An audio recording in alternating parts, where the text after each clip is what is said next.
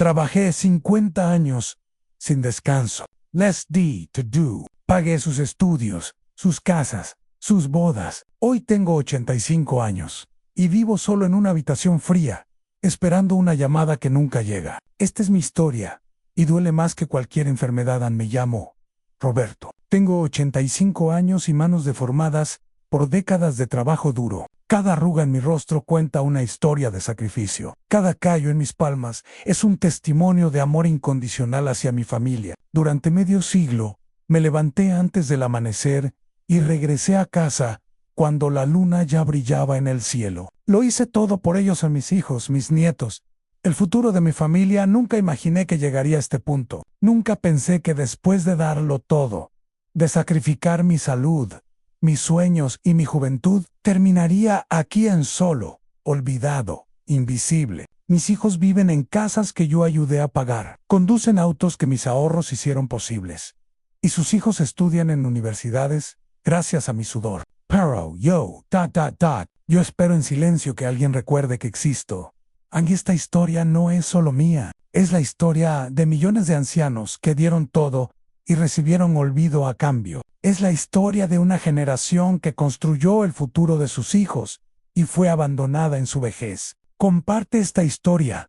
Si crees que nuestros ancianos merecen respeto y dignidad, compártela. Si piensas que el amor familiar no debería tener fecha de caducidad, si esta historia te conmueve, compártela. Quizás alguien lea esto y recuerde llamar a ese abuelo o abuela que espera con el teléfono en la mano. Los inicios. Nací en 1940, en un pequeño pueblo donde la pobreza era nuestra única herencia segura. Mi padre era campesino y mi madre lavaba ropa ajena para conseguir algo de comida. Éramos 7 hermanos, todos durmiendo en el mismo cuarto, compartiendo 2 mantas raídas que apenas nos protegían del frío de las noches. Aprendí desde niño que la vida no regala nada, que cada bocado de comida debía ganarse con esfuerzo. A los 8 años, ya trabajaba en el campo junto a mi padre. Mis manos pequeñas aprendieron a manejar herramientas antes que juguetes. Mientras otros niños jugaban y estudiaban, yo cargaba sacos de maíz que pesaban casi tanto como yo. Mis pies descalzos caminaban kilómetros bajo el sol ardiente, desarrollando callos que nunca desaparecerían. No había tiempo para quejas ni lágrimas. Había que sobrevivir. Recuerdo claramente el día en que mi padre me miró con ojos cansados y me dijo: la única riqueza que podemos darte es enseñarte a trabajar duro. El resto depende de ti. Esas palabras se grabaron en mi alma como hierro candente. Entendí que mi destino estaba en mis propias manos, que nadie vendría a rescatarme, que el trabajo honrado era mi única salida de esa pobreza que nos ahogaba. A los 12 años. Dejé la escuela. Definitivamente. Sabía leer y escribir lo básico, nada más. Mi educación terminó en 3er grado, porque mis brazos eran más necesarios en el campo que mi mente en un aula. Veía a otros niños con sus uniformes limpios y sus libros nuevos, y sentía una punzada de envidia que rápidamente sofocaba con resignación. Mi vida estaba escrita. Sería un trabajador más, como mi padre y como su padre antes que él. Los domingos, mi único día de descanso, ayudaba a mi madre con las tareas del hogar. Cargaba agua del pozo, cortaba leña, reparaba lo que se rompía. Aprendí carpintería básica, plomería improvisada, albañilería de supervivencia. Cada habilidad que adquiría era una herramienta más para enfrentar el mundo. No lo sabía entonces, pero estaba construyendo los cimientos de lo que sería mi vida entera. A los 15 años, mi padre enfermó gravemente. Una tos seca que nunca se fue, que lo fue consumiendo día tras día, hasta dejarlo en los huesos. No teníamos dinero para médicos ni medicinas, así que solo pudimos verlo apagarse lentamente, como una vela sincera. Murió una madrugada de invierno, y con él se fue la poca estabilidad que teníamos. De repente, yo era el hombre de la casa, responsable de mi madre y mis hermanos menores.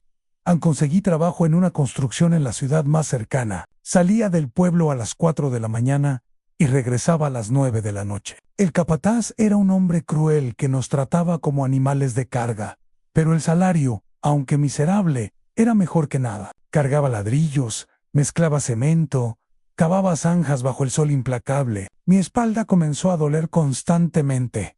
pero no podía detenerme. Había bocas que alimentar a los fines de semana, trabajaba en lo que pudiera, reparaba techos, pintaba casas, hacía mandados para quien me pagara unas monedas. El descanso era un lujo que no podía permitirme. Mientras mis amigos de la infancia disfrutaban su juventud, yo contaba centavos para comprar frijoles y tortillas. No había resentimiento en mi corazón, solo una determinación férrea de salir adelante, de darle a mi familia un futuro mejor con el tiempo. Mis hermanos crecieron y también comenzaron a trabajar. La carga se hizo un poco más ligera, pero la responsabilidad nunca desapareció. Yo era el mayor, el que tomaba las decisiones importantes, el que sacrificaba sus propias necesidades por el bien común. Cuando había poca comida, yo era el último en comer. Cuando había que comprar ropa nueva, yo seguía usando la vieja remendada 1000 veces a los 20 años, ya tenía el cuerpo de un hombre de 40. Las arrugas prematuras surcaban mi frente. Las manos estaban permanentemente manchadas de cal y cemento. Mi espalda se encorvaba bajo el peso de años de trabajo brutal, pero había logrado mantener a mi familia unida y con un techo sobre sus cabezas. Eso era lo único que importaba. El sacrificio personal era el precio que estaba dispuesto a pagar. Miraba a mi alrededor y veía jóvenes de mi edad estudiando, cortejando muchachas, soñando con el futuro. Yo apenas tenía tiempo para pensar en mañana. El hoy era suficientemente demandante, pero en el fondo de mi corazón guardaba una esperanza en algún día las cosas mejorarían. Algún día mi trabajo duro daría frutos. Algún día podría descansar. Qué ingenuo fui al pensar que el descanso llegaría alguna vez.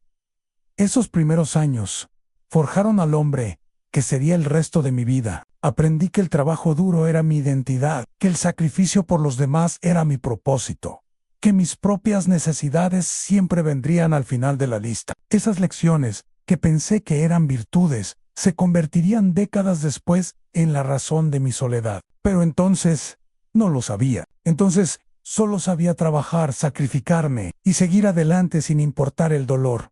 Conociendo a María la conocí en la plaza del pueblo un domingo por la tarde. Yo tenía 24 años y ella apenas 22. María era la hija del tendero, una muchacha de sonrisa tímida y ojos brillantes que hacía que mi corazón olvidara por un momento todas las penas acumuladas. Cuando la vi por primera vez, llevando una canasta de frutas, supe que quería pasar el resto de mi vida a su lado. Cortejarla no fue fácil. Su padre era un hombre estricto que no veía con buenos ojos a un simple albañil pretendiendo a su hija. Yo no tenía propiedades, ni educación formal, ni perspectivas brillantes que ofrecer. Solo tenía mis manos trabajadoras, mi honestidad inquebrantable y un amor que crecía con cada mirada que intercambiábamos en la calle. Pero eso parecía insuficiente para un padre que soñaba con un mejor partido para su hija durante meses. Visité la tienda con cualquier excusa. Compraba 1 kilo de azúcar cuando necesitaba medio.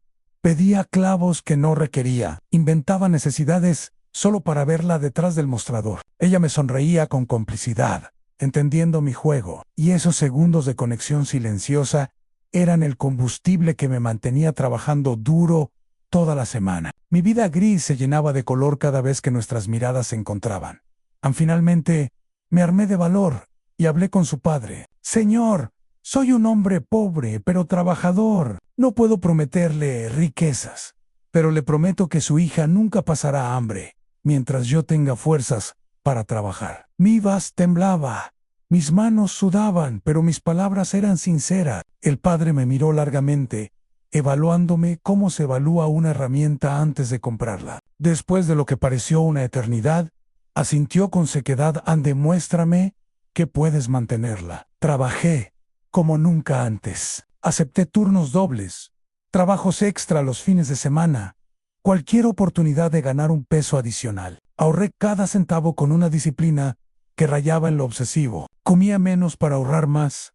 Usaba la misma ropa hasta que estaba deshilachada. Caminaba largas distancias para no gastar en transporte. Mi meta era clara: demostrar que era digno de María, que podía proveer, que era un hombre de palabra. Después de un año de noviazgo casto y supervisado, durante el cual apenas podíamos hablar a solas, finalmente conseguí suficiente dinero para la boda. No fue una ceremonia elegante, fue una misa sencilla en la iglesia del pueblo, seguida de una comida modesta, con amigos cercanos y familia. María llevaba un vestido blanco que su madre había cosido y yo un traje prestado que me quedaba grande. Pero cuando la vi caminando hacia el altar, sentí que era el hombre más rico del mundo.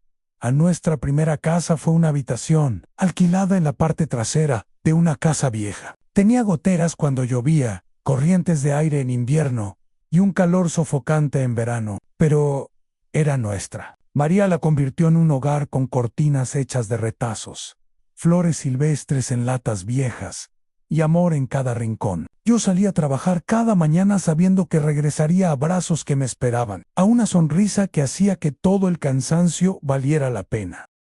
Los primeros meses de matrimonio fueron de adaptación y descubrimiento. María era paciente con mis horarios imposibles, comprensiva con mi constantio perpetuo, agradecida por cada peso que traía a casa. Nunca se quejaba de nuestra pobreza, nunca me reprochaba las comodidades que no podía darle. Juntos enfrentábamos cada dificultad como un equipo, unidos por un amor que la escasez no podía erosionar. Cuando María me anunció que estaba embarazada, sentí una mezcla de alegría y terror. Alegría porque amaría a ese niño con todo mi ser.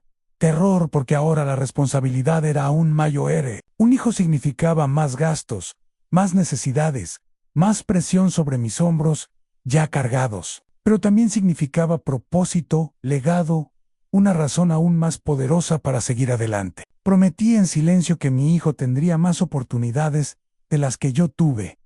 Trabajé con renovado vigor durante el embarazo de María. Cada ladrillo que colocaba, cada pared que levantaba, lo hacía pensando en el bebé que venía en camino. Compré una cuna usada que lijé y pinté personalmente. Conseguí ropa de bebé de segunda mano que María lavó y remendó amorosamente. Preparamos ese pequeño espacio para recibir a nuestro primer hijo con la poca abundancia que podíamos ofrecer, pero con amor infinito.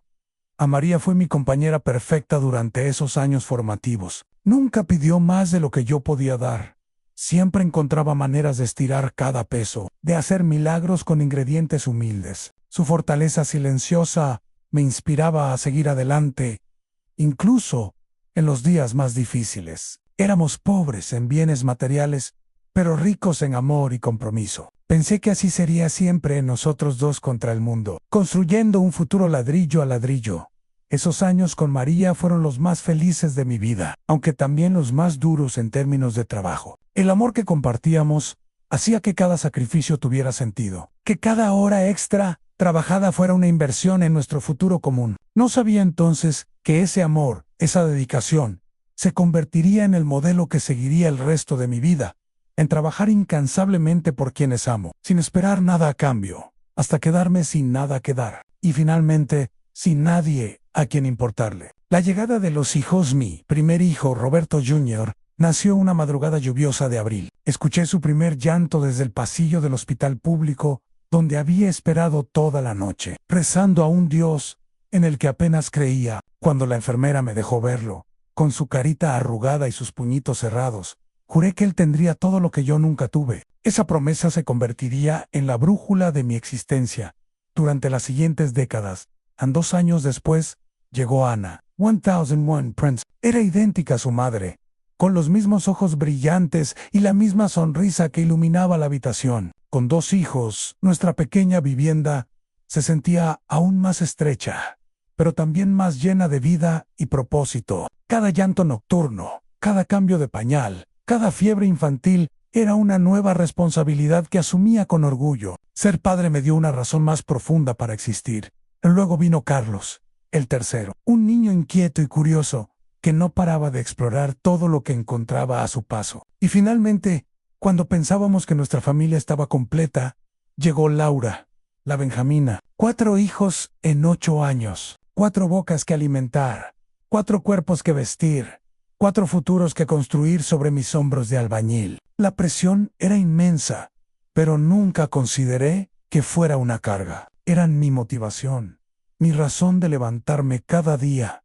A la casa pequeña que alquilábamos se había vuelto imposible. Los niños dormían prácticamente uno encima del otro. No había espacio para que jugaran, y las paredes parecían cerrarse sobre nosotros cada día. Fue entonces cuando tomé la decisión más importante de mi vida, construiría nuestra propia casa. No importaba que no tuviera terreno, ni ahorros suficientes, ni conocimientos de ingeniería. Lo haría porque mi familia lo necesitaba. Encontré un lote en las afueras del pueblo, un pedazo de tierra irregular que nadie más quería. Negocié con el dueño durante meses, hasta que aceptó vendérmelo en pagos mensuales que apenas podía costear. Era un terreno lleno de piedras, con una pendiente pronunciada, sin servicios básicos, pero era nuestro. Cada fin de semana iba allí a limpiar, a nivelar el terreno con pico y pala, visualizando la casa que algún día se levantaría durante 3 años. Trabajé en 2 empleos, de lunes a viernes en la construcción, y los fines de semana, levantando mi propia casa ladrillo a ladrillo. María me llevaba comida al terreno los sábados y domingos, y los niños jugaban entre los escombros mientras yo trabajaba. Veía sus caritas sucias de polvo y sonrientes, y eso me daba fuerzas para continuar aunque mi espalda gritara de dolor. Cada pared que levantaba era un paso más hacia la estabilidad que anhelaba para ellos. No tenía dinero para contratar ayuda, así que aprendí a hacer todo yo mismo en albañilería, plomería, electricidad básica, carpintería. Cometí errores que tenía que corregir, lo que significaba más tiempo y más trabajo. Hubo momentos en que pensé que nunca terminaría, que moriría en el intento de darle un hogar digno a mi familia, pero no podía rendirme. Rendirme significaba aceptar que mis hijos crecerían en la misma pobreza en la que yo crecí. A María fue mi roca durante esos años de construcción. Nunca se quejó de mi ausencia constante. Nunca me reprochó el tiempo que pasaba en el terreno, en lugar de con ellos. Ella entendía que cada ladrillo que colocaba era un acto de amor hacia nuestra familia. Se las arreglaba sola con 4 niños pequeños, estirando el poco dinero que yo traía, cosiendo ropa, cultivando verduras en macetas. Era una guerrera silenciosa que mantenía a la familia unida, mientras yo construía nuestro futuro finalmente. Después de 3 años de trabajo agotador, la casa estuvo habitable. No tenía acabados finos, ni pisos elegantes, ni decoración sofisticada, pero tenía 3 habitaciones, una cocina funcional, un baño completo, y era nuestra. El día que nos mudamos, los niños corrieron por todos los cuartos, gritando de emoción. María lloró de felicidad. Yo solo sentí un profundo cansancio y una satisfacción que nunca antes había experimentado. Lo había logrado, pero la construcción de la casa me había dejado endeudado y físicamente destrozado. Tenía apenas 35 años, pero mi cuerpo se sentía de 60. El dolor de espalda era constante. Mis manos temblaban por las noches y una tos persistente me recordaba las incontables horas respirando polvo de cemento. Los médicos que no podía pagar me habrían dicho que necesitaba descansar, pero descansar no era una opción. Los niños estaban creciendo y sus necesidades crecían con ellos. Roberto Jr. empezó la escuela y necesitaba uniformes, útiles, dinero para excursiones. Ana era una niña enfermiza que requería medicinas frecuentes. Carlos rompía sus zapatos cada 3 meses de tanto correr y jugar. Laura, la pequeña, necesitaba atención constante. Cada necesidad de mis hijos era una nueva montaña que escalar, un nuevo turno extra que aceptar, un nuevo sacrificio que hacer. Y yo lo hacía todo con amor, sin pensarlo 2 veces, creyendo que así construía un futuro en el que ellos cuidarían de mí, como yo cuidaba de ellos. Aunque equivocado estaba. No sabía que estaba plantando las semillas de mi propio abandono, al darles todo sin enseñarles el valor del sacrificio, al protegerlos de toda dificultad, al ser su proveedor incansable, sin pedirles nada a cambio. Los estaba criando para que consideraran todo como algo dado, como un derecho en lugar de un privilegio ganado con sudor. Pero esas verdades dolorosas solo las entendería décadas después, cuando ya fuera demasiado tarde para cambiar el rumbo. Los años de sacrificio, los niños crecían, y con ellos sus necesidades y ambiciones. Roberto Jr. quería ser médico. Ana soñaba con ser maestra. Carlos hablaba de ingeniería. Y Laura, aún pequeña, cambiaba de sueño cada semana. Yo los escuchaba con atención y pensaba: harán todo lo que yo no pude hacer. Tendrán todas las oportunidades que a mí me negó la vida. Esa determinación se convirtió en mi motor, pero también en mi condena para mantener 4 hijos en la escuela. además de mi trabajo principal en la construcción. Comencé a aceptar cualquier trabajo extra. Reparaba techos los sábados, pintaba casas los domingos, hacía trabajos de plomería por las noches, dormía 4 o 5 horas diarias, a veces menos. María me veía llegar exhausto y me rogaba que descansara, que no me matara trabajando, pero yo no podía parar. Cada peso extra significaba un libro más para Roberto, un uniforme nuevo para Ana, zapatos que Carlos no heredara usados. A mi cuerpo comenzó a cobrar factura. A los 40 años ya tenía artritis en las manos. Mi espalda crujía cada vez que me levantaba, y una tos crónica me despertaba por las noches. Ignoré todas las señales de advertencia. No tenía tiempo para estar enfermo, no tenía dinero para médicos, y sobre todo, no tenía el lujo de detenerme. La máquina debía seguir funcionando, porque demasiada gente dependía de ella en Roberto. Junior entró a la preparatoria y necesitaba más dinero para transporte, libros más caros y eventualmente para su sueño de estudiar medicina. Comencé a guardar cada peso que podía, privándome incluso de las necesidades básicas. Usé los mismos pantalones remendados durante años. Mis zapatos tenían agujeros que cubría con cartón y a menudo saltaba comidas para que los niños pudieran comer mejor. María me suplicaba que comiera, pero yo insistía en que no tenía hambre, que con un poco de café era suficiente. Cuando Roberto terminó la preparatoria, con excelentes calificaciones, lloré de orgullo. Mi hijo, el hijo de un albañil sin educación, tenía la oportunidad de convertirse en médico. El costo de la universidad era astronómico, muy por encima de mis posibilidades, pero no importaba. Vendí el viejo camión que había comprado años atrás, el único bien de valor que poseía, además de la casa. Pedí préstamos a tasas usurarias. Trabajé hasta la extenuación. Mi hijo iría a la universidad. Ana también mostró ser brillante en sus estudios. Quería estudiar pedagogía y convertirse en maestra. 2 hijos en la universidad simultáneamente era una carga que aplastaba mi espalda ya quebrada. Pero encontré la manera. Siempre encontraba la manera. Acepté trabajos nocturnos, vigilando construcciones. Dormía sentado en una silla con una linterna en mano. Mi salud se deterioraba visiblemente, pero mis hijos estaban construyendo su futuro. Eso era lo único que importaba. Carlos y Laura aún estaban en la escuela secundaria, con sus propias necesidades y gastos. La casa que había construido con tanto esfuerzo comenzó a mostrar deterioros que no tenía tiempo ni dinero para reparar. Las goteras reaparecieron, la pintura se descascaraba, las puertas no cerraban bien, pero ¿qué importaba eso? Mis recursos limitados debían ir a la educación de mis hijos, no a reparaciones que podían esperar. La casa podía desmoronarse siempre y cuando mis hijos tuvieran un techo sobre sus cabezas y libros en sus manos. María enfermó de diabetes. Los medicamentos eran caros y necesitaba una dieta especial que no podíamos costear adecuadamente. Me sentía desgarrado entre las necesidades médicas de mi esposa y la educación de mis hijos. Decidí, con el corazón roto, priorizar a los niños. María, fiel como siempre, dijo que estaba bien, que ella podía arreglárselas con menos medicina, que los niños eran más importantes. Su generosidad me destrozaba, pero acepté su sacrificio, porque no veía otra opción.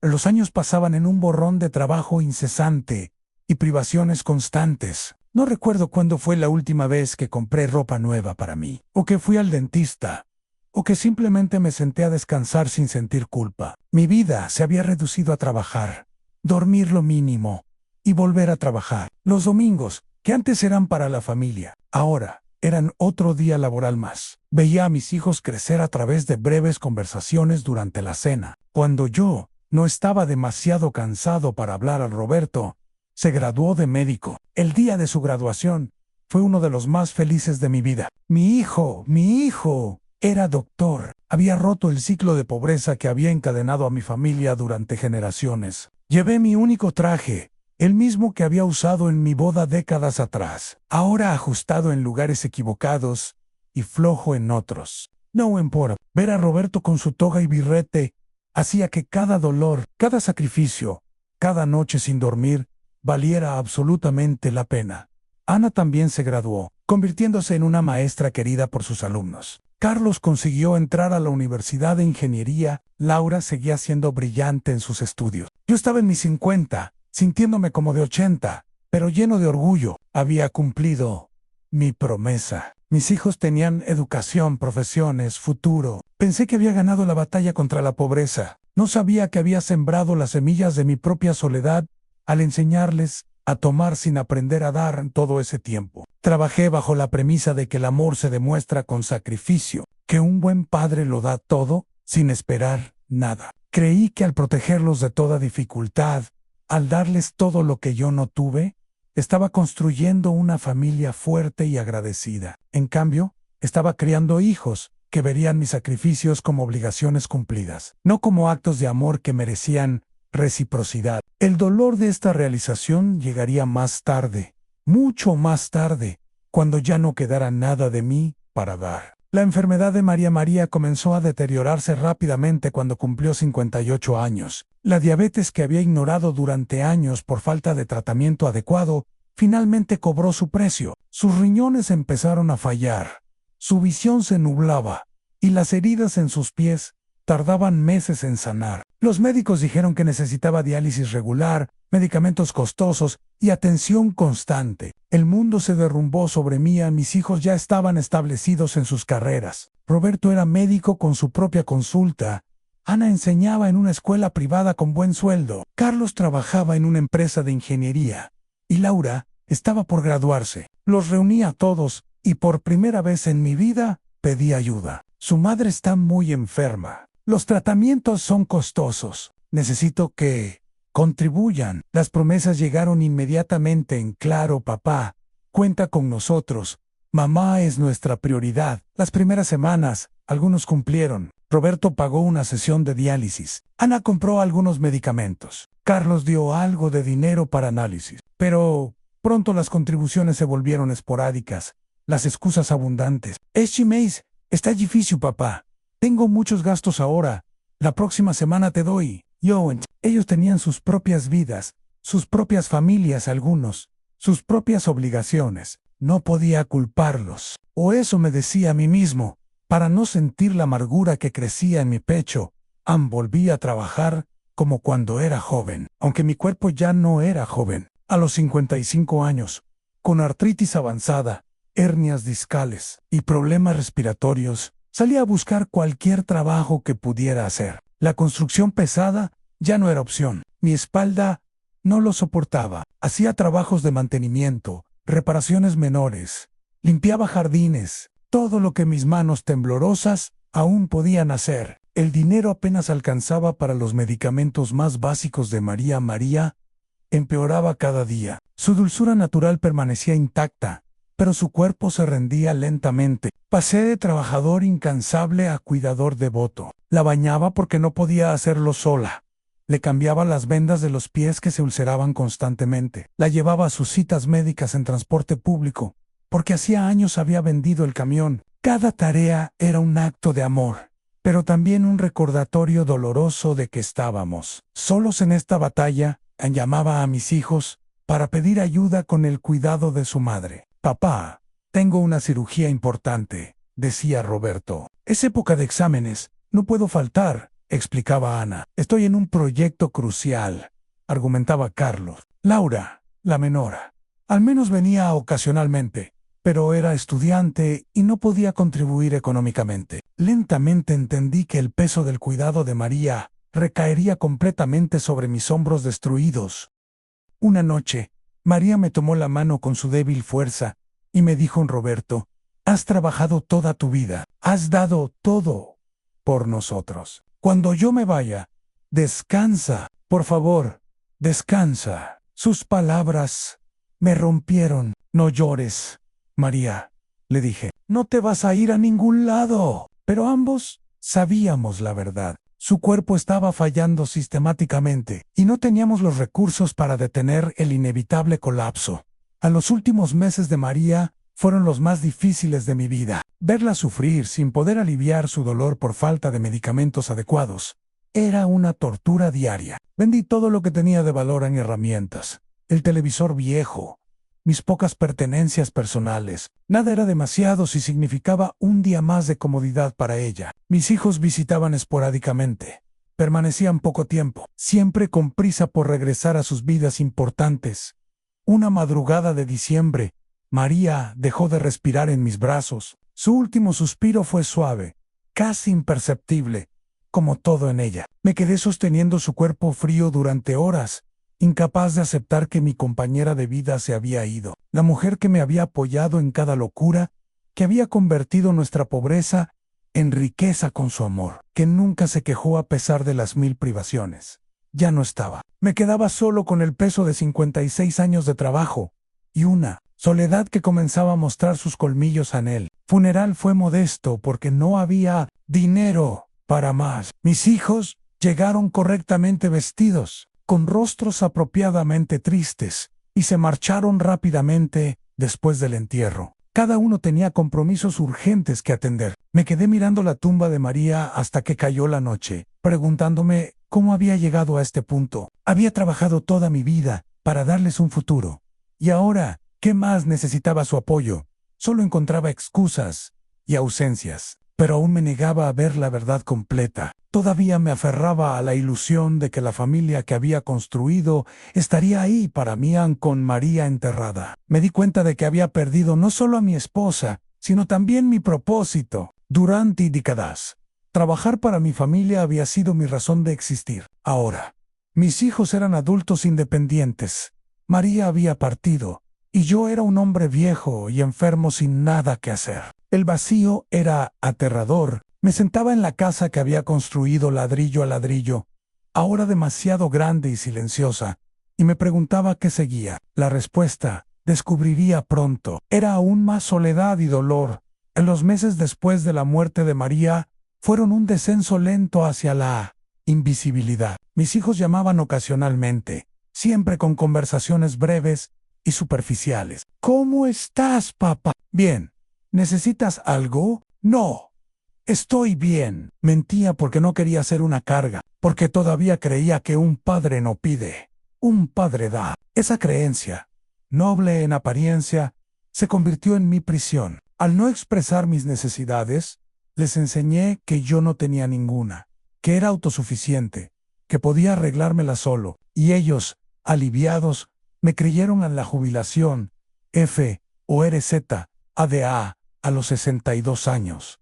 Mi cuerpo finalmente dijo basta. Una caída en un trabajo de reparación me dejó con una fractura de cadera que requirió cirugía. No tenía seguro médico adecuado, así que el hospital público se encargó con la eficiencia glacial característica. La operación fue exitosa, pero la recuperación fue larga y dolorosa. Durante 3 meses estuve postrado en cama, incapaz de trabajar, consumiendo los pocos ahorros que me quedaban a velocidad aterradora. Roberto, mi hijo médico, visitó el hospital una vez. Revisó mi expediente con profesionalidad clínica. Asintió aprobadoramente ante el trabajo de sus colegas y se marchó, prometiendo volver. No regresó durante mi hospitalización. Ana envió flores con una tarjeta que decía: «Recupérate pronto, papá». Carlos llamó un par de veces. Conversaciones de 5 minutos llenas de incómodos silencios. Laura, la menor, vino a verme más seguido, pero también tenía su vida, su trabajo,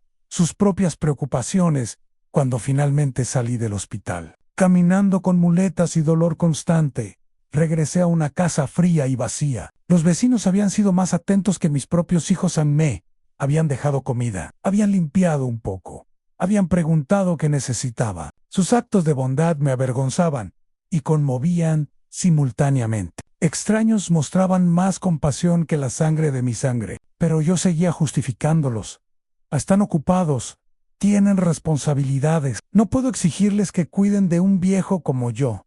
La recuperación fue solitaria y deprimente. Intenté volver a trabajar después de 4 meses, pero mi cuerpo ya no respondía como antes. El dolor de cadera era constante. Mis manos temblaban demasiado para trabajos de precisión, y mi espalda no soportaba estar de pie más de 1 hora. Los patrones me rechazaban con miradas de lástima. Lo siento, don Roberto, pero necesitamos a alguien más joven. IMSS Forte. Cada rechazo era una puñalada a mi orgullo, un recordatorio de que mi utilidad había expirado sin ingresos regulares y con ahorros agotados. Tuve que solicitar una pensión mínima del gobierno. El proceso fue humillante: largas filas bajo el sol, formularios interminables, funcionarios indiferentes, tratándome como un número más. La pensión que finalmente recibí era una broma cruel, apenas alcanzaba para comida básica y servicios. Los medicamentos para mi presión arterial, mi artritis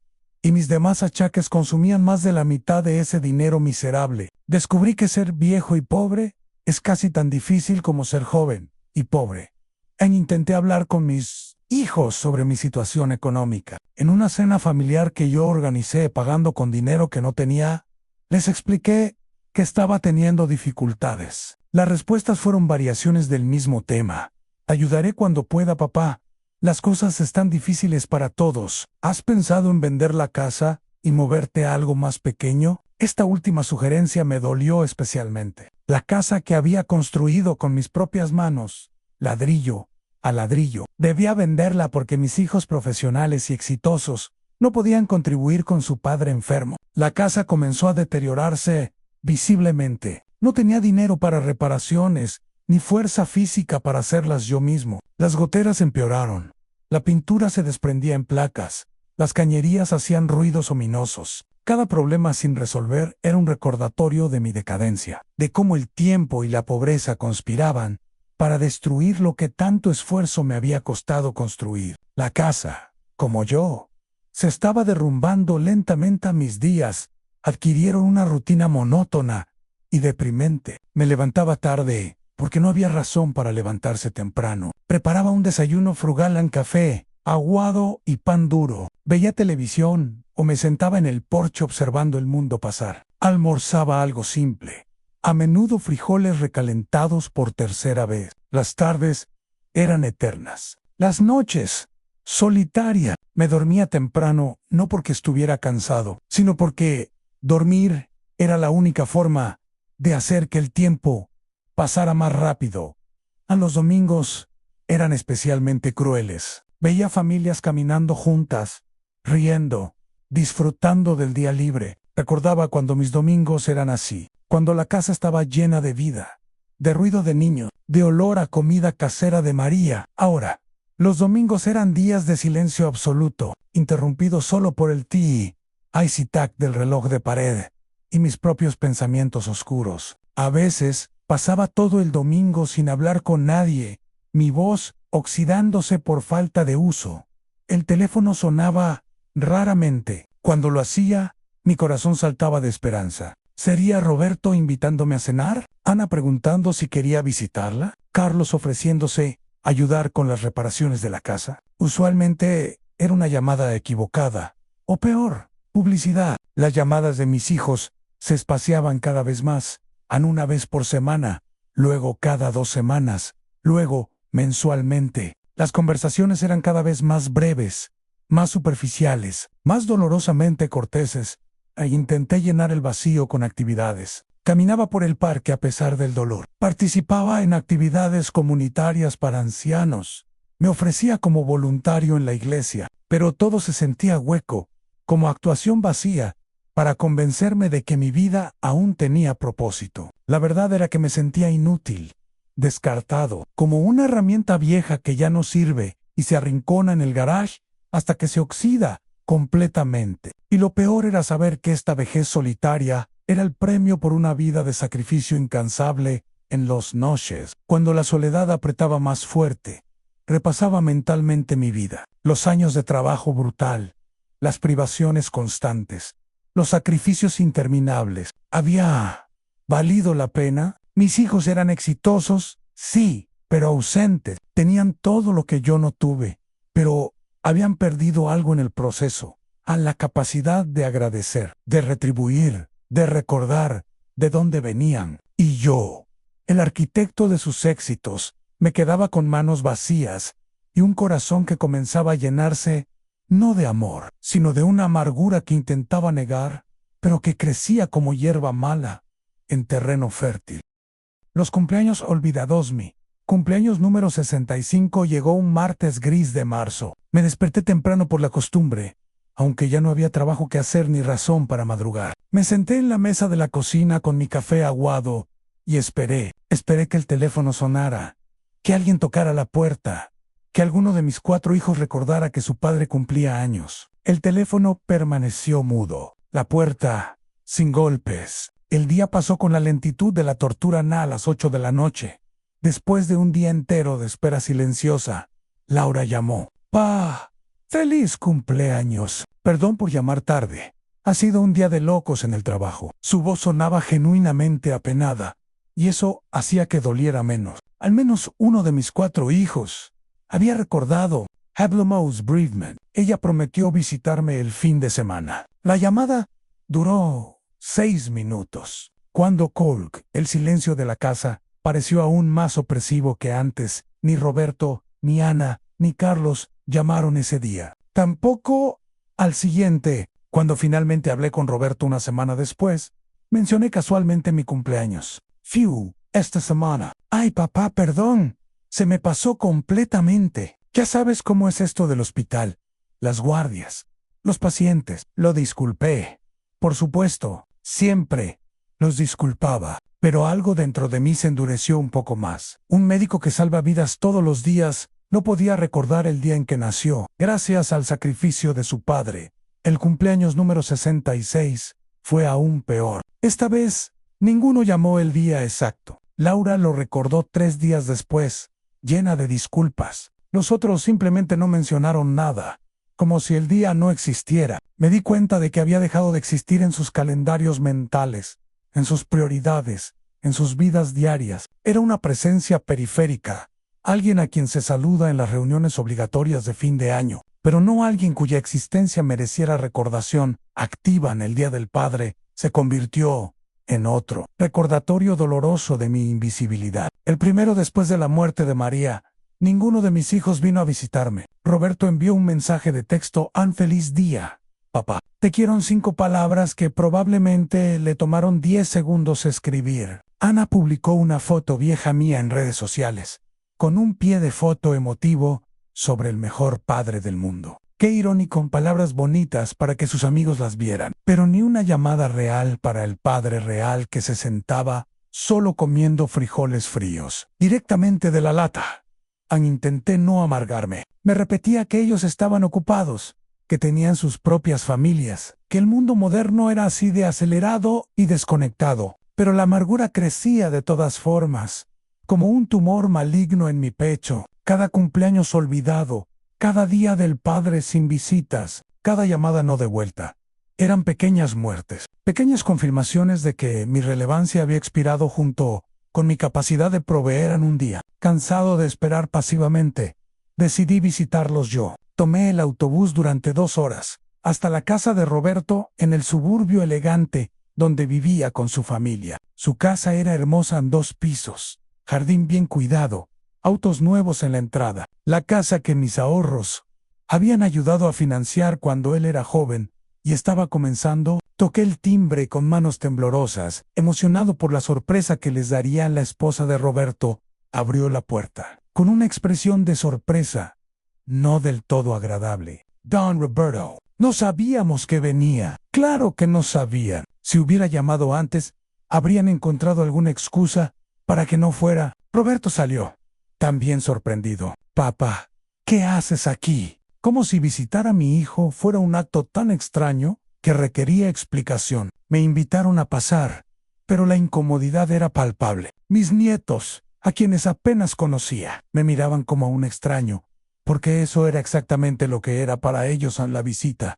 Duró menos de 1 hora. Roberto miraba constantemente su reloj. Su esposa encontró 1000 razones para salir y entrar de la sala. Los niños se aburrían visiblemente con el viejo que les hablaba de tiempos que no entendían. Cuando me despedí, Roberto me dijo: «Papá, la próxima vez avisa antes de venir, ¿sí? Para organizarnos mejor». Traducción: no aparezcas sin invitación.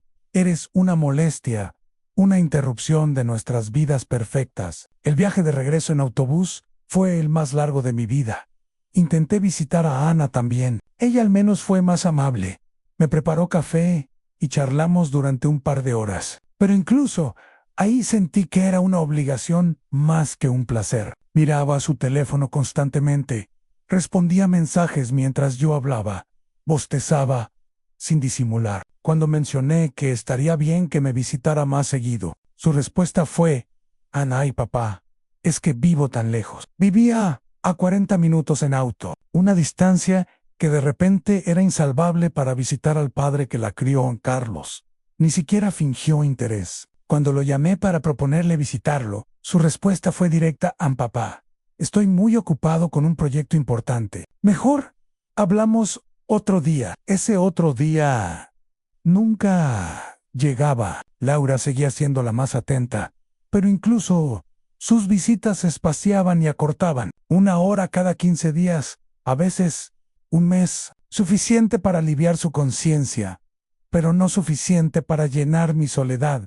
A los cumpleaños olvidados, las visitas rechazadas, la indiferencia creciente en cada uno, era un clavo en el ataúd de la ilusión que había mantenido durante años. La ilusión de que el amor familiar era incondicional, de que los sacrificios de un padre eran una inversión en afecto futuro, de que envejecer rodeado de la familia que criaste era un derecho ganado con décadas de abnegación.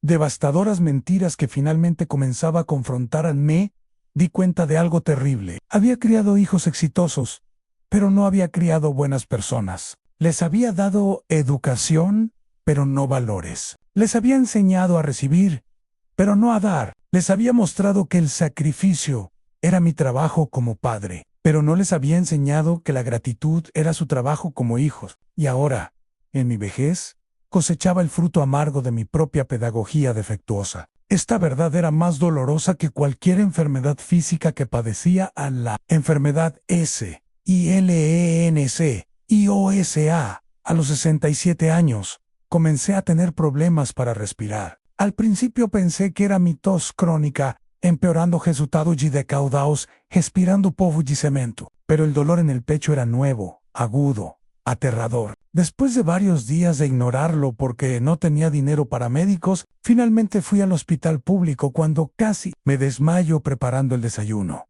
A los exámenes revelaron lo que ya sospechaba en mi corazón.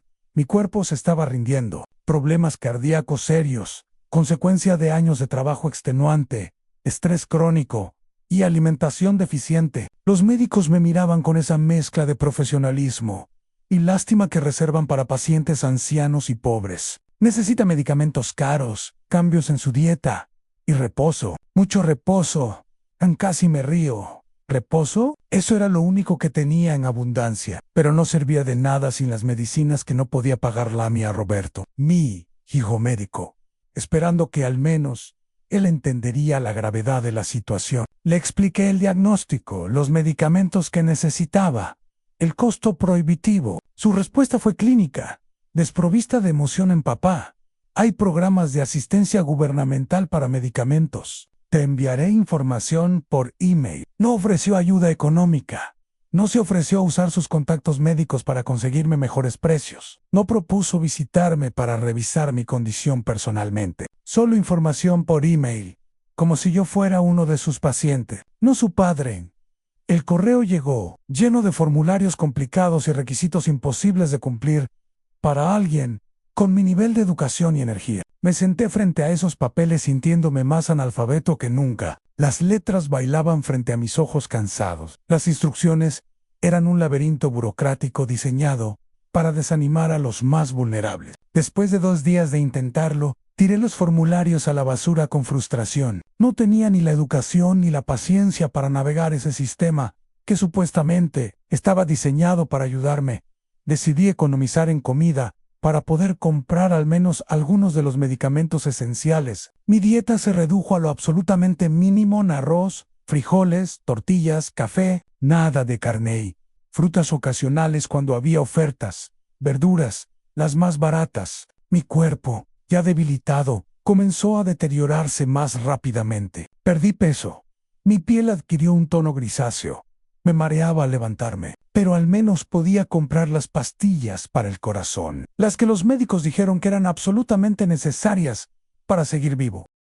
Ana se enteró casualmente de mi condición cuando la llamé un día y mencioné que estaba tomando medicamentos nuevos. ¿Qué medicamentos, papá? Me hizo explicar toda la situación. Su respuesta fue enviarme algo de dinero, suficiente para un mes de medicinas. Me sentí agradecido, pero también humillado. 67 años de vida, 50 de trabajo brutal. Y ahora dependía de limosnas de mis propios hijos. ¿Cuándo se invirtieron los roles? ¿Cuándo pasé de ser el proveedor a ser la carga? Los medicamentos ayudaban, pero la soledad empeoraba mi condición tanto como cualquier dolencia física. Los médicos no entienden que un corazón enfermo empeora cuando está roto emocionalmente. Cada día que pasaba sin una llamada de mis hijos, cada semana sin visitas, cada mes de ausencia, era veneno para mi sistema ya comprometido. La depresión, aunque no diagnosticada oficialmente, era evidente en mi pérdida de apetito, mi insomnio, mi falta de voluntad para levantarme por las mañanas en una noche. El dolor en el pecho fue tan intenso que pensé que había llegado mi hora. Me senté en la cama, esperando que el dolor pasara o que me matara. Curiosamente, no sentí miedo a morir. Lo que sentí fue tristeza de morir solo, en esta casa vacía, sin ninguno de mis hijos cerca. Imaginé cómo se enterarían, en días después, cuando el olor alertara a los vecinos, o cuando alguien notara que no había recogido la correspondencia. Morirían de vergüenza. Probablemente se preguntarían por qué papá no llamó cuando se sintió mal. Nunca entenderían que llamar requiere esperar que alguien al otro lado quiera contestar. En el dolor, pasó, eventualmente. Sobreviví esa noche. Y muchas más similares. Pero cada episodio era un recordatorio de mi fragilidad, de que el tiempo se agotaba. Comencé a hacer listas mentales de cómo sería mi muerte. Probablemente solo, posiblemente sin descubrir por días, definitivamente sin la despedida que había imaginado cuando era joven y pensaba que envejecería rodeado de amor familiar. La realidad era que moriría como había vivido estos últimos años en invisible, olvidado, irrelevante. Intenté hablar con mis hijos sobre mis miedos, sobre mi salud deteriorada, sobre la posibilidad real de que uno de estos días no despertara. Las respuestas fueron predecibles. No digas eso, papá. Vivirás muchos años más. Estás exagerando. Todos tenemos achaques a tu edad. Minimizaban mi condición, porque reconocer su gravedad requeriría acción de su parte, presencia, compromiso. Era más fácil decirme que estaba bien y seguir con sus vidas que enfrentar la realidad de que su padre estaba muriendo lentamente de enfermedades físicas y de abandono emocional a mi cuerpo. Se convertía en un catálogo de dolencias en el corazón débil, la presión arterial inestable, la artritis que convertía cada movimiento en agonía, la tos que nunca se iba, los mareos constantes, la vista que fallaba. Cada sistema orgánico tenía su propia queja, su propia forma de recordarme que había usado esta máquina más allá de sus límites por demasiado tiempo. Y ahora, cuando finalmente podía descansar, cuando la jubilación forzada me daba todo el tiempo del mundo, el descanso llegaba no como recompensa, sino como preludio de la muerte. Lo más cruel era que, incluso enfermo y abandonado, seguía amando a mis hijos, seguía justificando sus ausencias, seguía perdonando sus olvidos, seguía esperando que algún día entendieran lo que había hecho por ellos y sintieran el impulso de retribuir, aunque fuera mínimamente. Este amor persistente a pesar del dolor era quizás la enfermedad más grave de todas.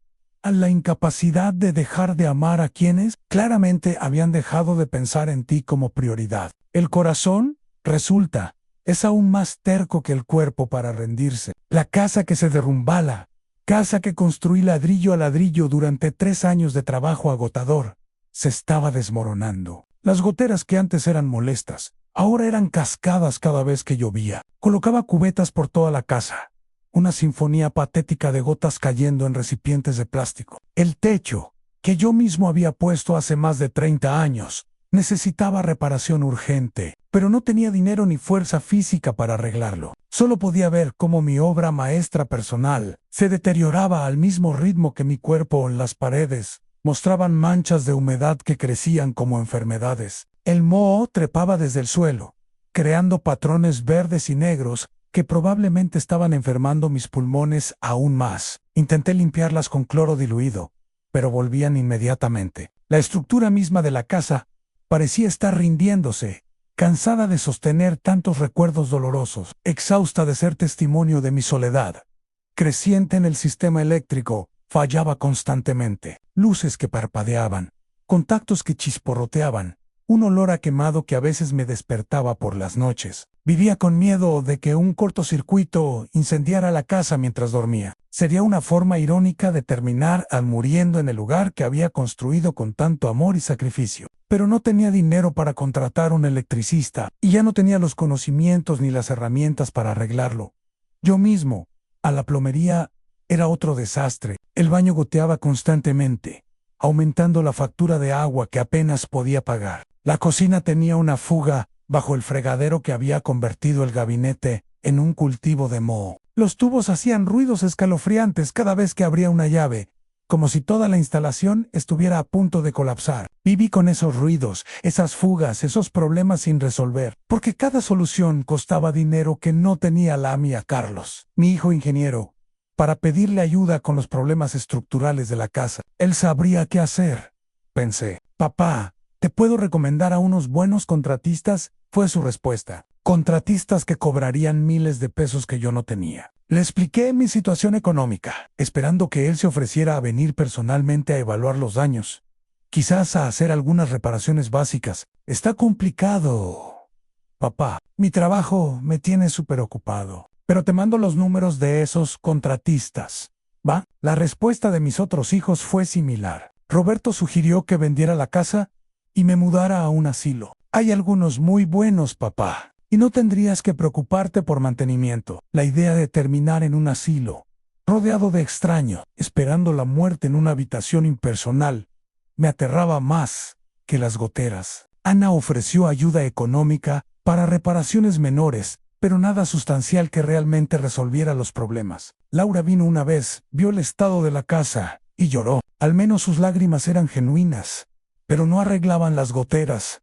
Con el dinero que Ana me envió, contraté a un plomero para arreglar las fugas más graves. El hombre me miró con lástima cuando vio el estado general de la casa. Don Roberto, esto necesita una renovación completa. Lo que puedo hacer ahora es solo poner parches temporales. Parches temporales era todo lo que podía permitirme. Así que eso fue lo que hicimos. Las fugas pararon temporalmente, pero sabía que volverían pronto. Todo en mi vida era temporal ahora, incluyendo probablemente mi propia existencia. Me senté en la sala, una tarde lluviosa, escuchando el concierto de gotas en las cubetas y preguntándome cómo había llegado a este punto. Esta casa había sido mi orgullo, mi logro más grande. Cada ladrillo colocado era un acto de amor hacia mi familia. La había construido, imaginando generaciones futuras viviendo aquí. Nietos jugando en estas habitaciones, reuniones familiares, llenando estos espacios de risa y vida. En cambio, era una cápsula solitaria conteniendo un viejo amargado. Deteriorándose sincronizadamente, los vecinos comenzaron a comentar. Doña Mercedes de al lado me ofreció que su yerno viniera a revisar el techo. No es correcto que viva así, don Roberto. Sus hijos deberían estar ayudándolo. Yo sonreía y declinaba cortésmente su ayuda. El orgullo, ese orgullo estúpido que me había definido toda la vida, me impedía aceptar caridad de vecinos. Prefería vivir con goteras y moho que admitir públicamente que mis hijos exitosos me habían abandonado a mi suerte en una noche. Un pedazo de yeso cayó del techo de mi recámara mientras dormía. Me desperté cubierto de polvo blanco, tosiendo, desorientado. Podría haberme golpeado en la cabeza, podría haberme lastimado seriamente. Ese incidente me obligó a mudarme a otra habitación, la que había sido de Laura cuando era niña. Dormir ahí, rodeado de fantasmas de risas infantiles que ya no existían. Era como vivir en un mausoleo de memorias felices que se habían convertido en tortura en la casa. Se convirtió en metáfora perfecta de mi vida, construida con amor y sacrificio, llena de promesas de futuro, ahora desmoronándose por falta de cuidado y atención. Cada grieta en las paredes era como una arruga en mi piel. Cada gotera como una lágrima que la casa lloraba por su creador olvidado. Vivir ahí era una forma de masoquismo, un recordatorio constante de todo lo que había perdido, de todo lo que había sido en vano. Consideré seriamente la sugerencia de Roberto de vender la casa. Pero, ¿a dónde iría? ¿A un departamento minúsculo donde ni siquiera cabría la cama que María y yo habíamos compartido durante décadas? a un asilo como él sugería, a esperar la muerte rodeado de otros olvidados? Esta casa, a pesar de su deterioro, era lo único que me quedaba de mi vida pasada. Era mi última posesión de valor, y soltarla significaba admitir la derrota final. Así que me quedé, viviendo entre goteras y moho, moviendo cubetas cuando llovía, aprendiendo qué enchufes evitar para no recibir descargas, usando solo un baño porque el otro estaba completamente inutilizable. Me adapté a la decadencia como me había adaptado a todo en mi vida. Pero cada día en esa casa era un recordatorio doloroso. Yo había construido refugios para mis hijos, y ellos no podían o no querían construirme ni siquiera la esperanza de unas reparaciones básicas. Las festividades solitarias, la primera Navidad sin María, fue devastadora. La segunda fue peor, porque ya no tenía ni siquiera la excusa del luto fresco. Para la tercera, había aprendido a temer las festividades como se teme a una enfermedad recurrente. Las luces navideñas del vecindario, que antes me llenaban de alegría, ahora eran recordatorios crueles de celebraciones familiares de las que yo estaba excluido. Ese año me levanté temprano, el 24 de diciembre, con la esperanza de que alguno de mis hijos me invitara a cenar. El teléfono permaneció silencioso durante horas. A media tarde, Roberto llamó. Mi corazón saltó de esperanza. Papá, ¡feliz Navidad! Oye, este año vamos a cenar con la familia de mi esposa. Ya sabes cómo es. Claro, yo sabía cómo era. La familia de su esposa era prioritaria. La suya propia era opcional. Le deseé feliz Navidad con voz que intentaba no quebrarse. Ana tampoco me invitó. Ella iba a viajar con su esposo a la playa. Necesitamos unas vacaciones, papá. El trabajo ha estado muy estresante. Carlos simplemente no contestó mis llamadas ese día. Laura, mi única esperanza, me visitó en la mañana con una charola de tamales y pasó 2 horas conmigo antes de marcharse a celebrar con sus amigos. 2 horas. En Nochebuena. Ese era mi valor. Ahora han 2 horas de las 24 del día más. Significativo para reuniones familiares en cené solo esa noche. Los tamales que Laura trajo, calentados en el microwave, que apenas funcionaba, acompañados de un refresco tibio, porque el refrigerador tampoco enfriaba bien. Encendí la televisión para tener ruido de fondo. Cualquier cosa para romper el silencio opresivo. Los programas navideños mostraban familias reunidas, riendo, compartiendo. Cada imagen era una puñalada. Apagué el televisor y me fui a dormir temprano, rogando que el día pasara rápido en el año nuevo. Fue similar. Ninguna invitación, ninguna visita, solo mensajes de texto genéricos a medianoche. ¡Feliz Año Nuevo, papá! Con emojis festivos que se sentían más insultantes que afectuosos. Recibir un emoji de un hijo que no te visita es como recibir una tarjeta de cumpleaños de alguien que olvidó tu cumpleaños y lo recuerda días después. Un gesto vacío que destaca más la ausencia que la intención a los días festivos.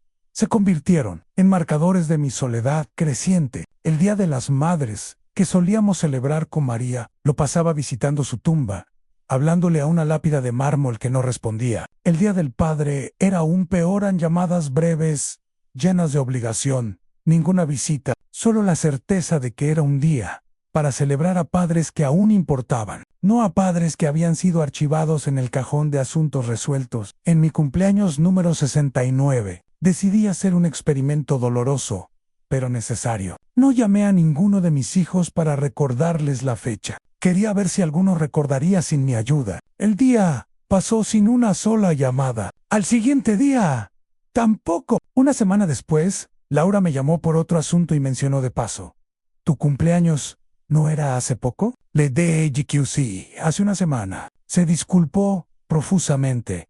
Prometió visitarme pronto para celebrar. La visita nunca llegó.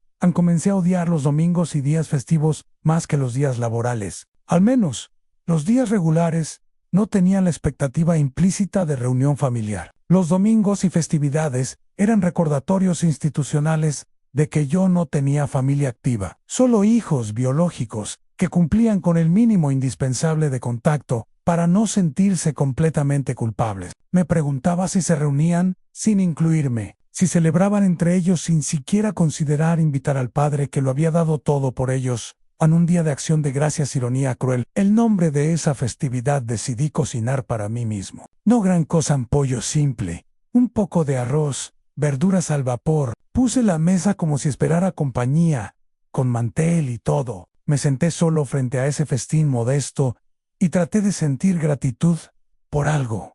Lo que fuera, no pude, solo sentí una tristeza tan profunda que apenas pude comer. La comida sin compañía no tiene sabor, solo textura que hay que tragar mecánicamente.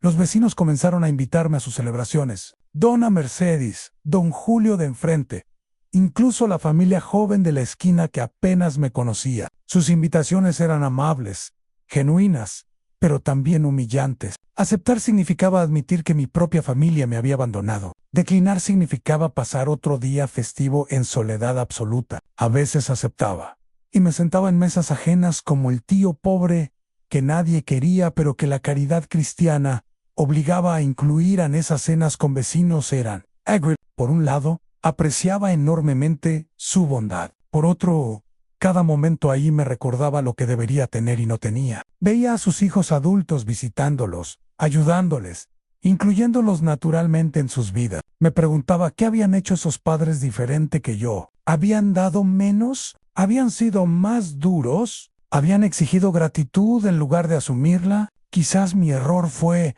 amar demasiado incondicionalmente, sin enseñarles que el amor familiar debe ser recíproco. En las festividades se convirtieron en mis enemigos. Cada una era una cuenta regresiva de días temidos, soportados y finalmente sobrevividos con alivio cuando terminaban. Marcaba el calendario con X cuando pasaban, como prisionero marcando días de condena. Y cada año, cada festividad, la esperanza de que esta vez sería diferente, de que mis hijos recordarían, visitarían, incluirían, se hacía más pequeña hasta casi desaparecer. Casi, pero nunca completamente. Esa esperanza residual era quizás el dolor más grande de todos. La caída ocurrió un martes ordinario. Yo estaba en el baño, intentando limpiar la regadera que había desarrollado un moho particularmente tenaz. El piso estaba resbaladizo, siempre lo estaba, porque la humedad nunca se secaba completamente. Mi pie derecho perdió tracción. Intenté sostenerme del tubo de la regadera, pero mi fuerza de agarre ya no era la de antes. Caí con fuerza, mi cadera golpeando primero el borde de la tina y luego el piso de concreto. El dolor fue instantáneo y atroz. Intenté levantarme, pero mi pierna derecha no respondía. Solo enviaba señales de agonía al cerebro. Grité, aunque sabía que nadie me escucharía. Las casas vecinas estaban demasiado lejos, sus habitantes en sus trabajos. Estaba solo, tirado en el piso de un baño mohoso, incapaz de moverme, sintiendo que cada segundo que pasaba el dolor se intensificaba. Mi teléfono estaba en la sala. Podría haber estado en Marte, por lo inalcanzable que eran.